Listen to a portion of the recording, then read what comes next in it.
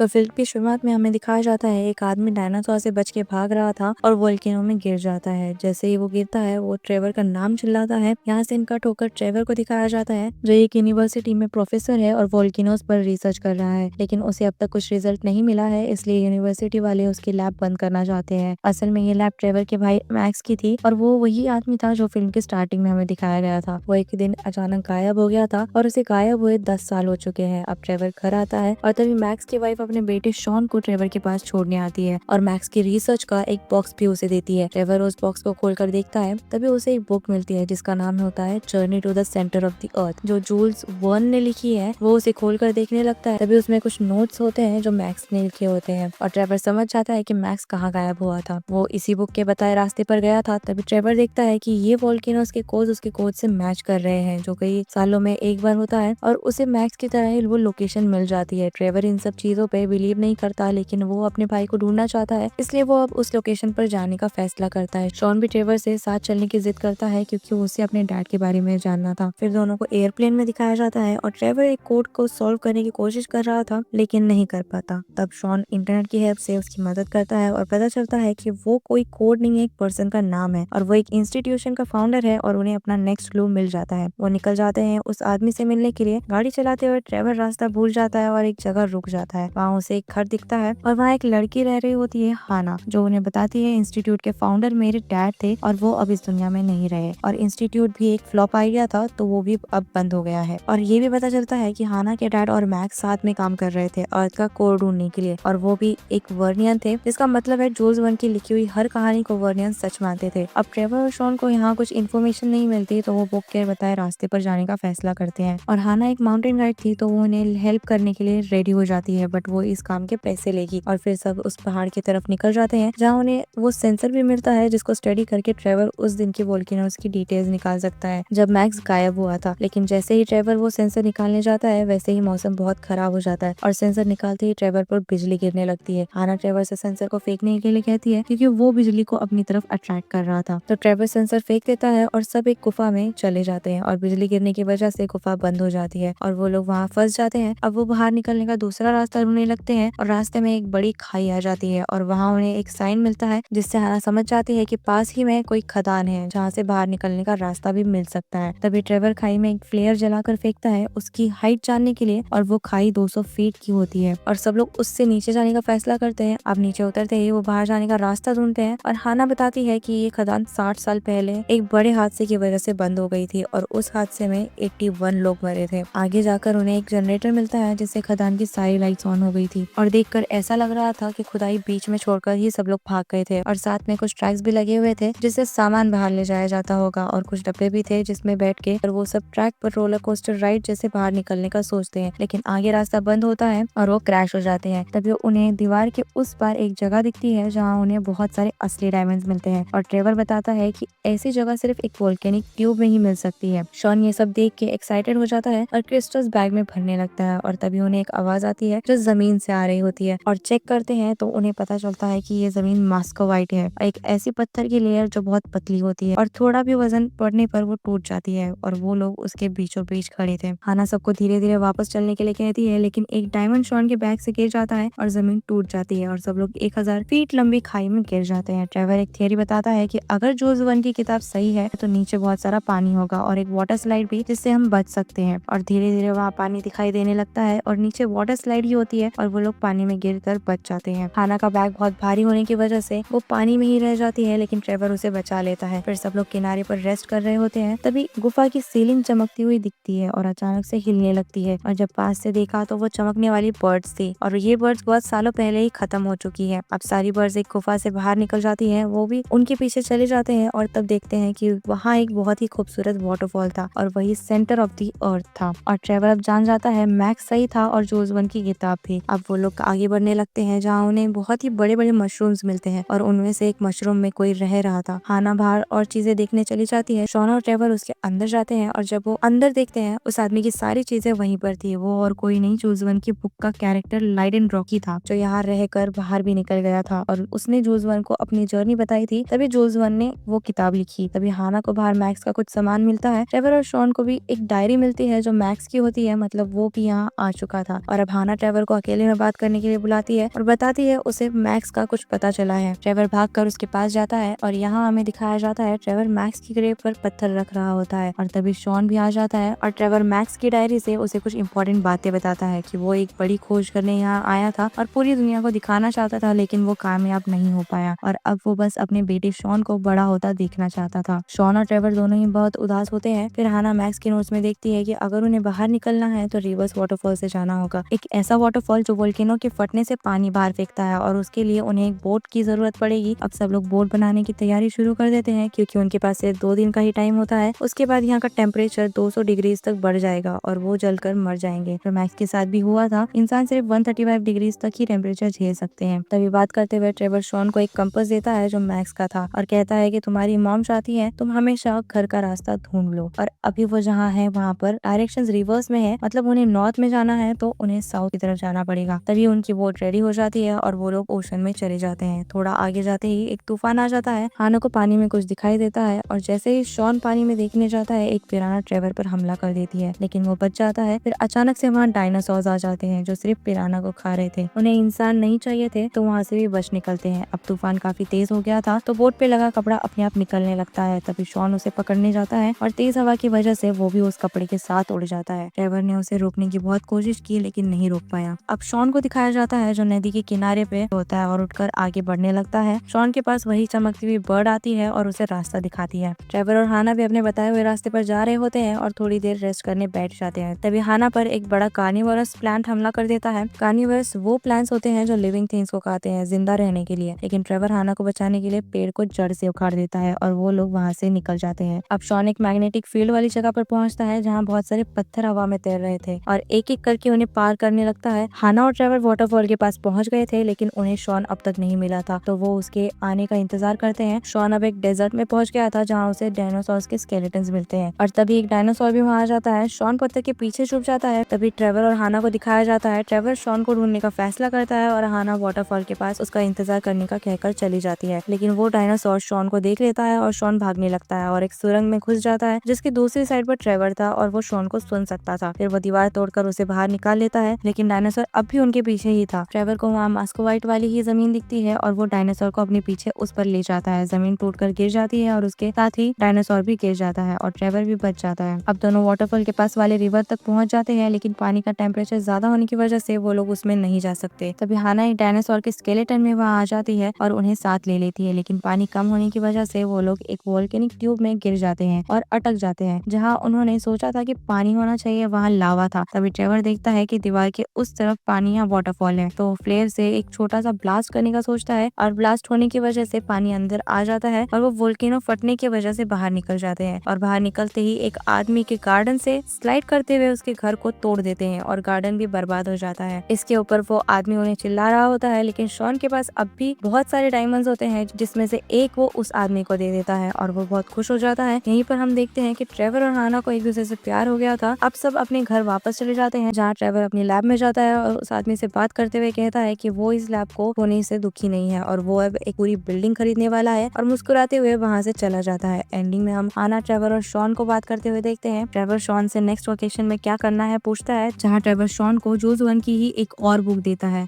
जिसका नाम है journey to the mysterious island और यहीं पर मूवी खत्म हो जाती है।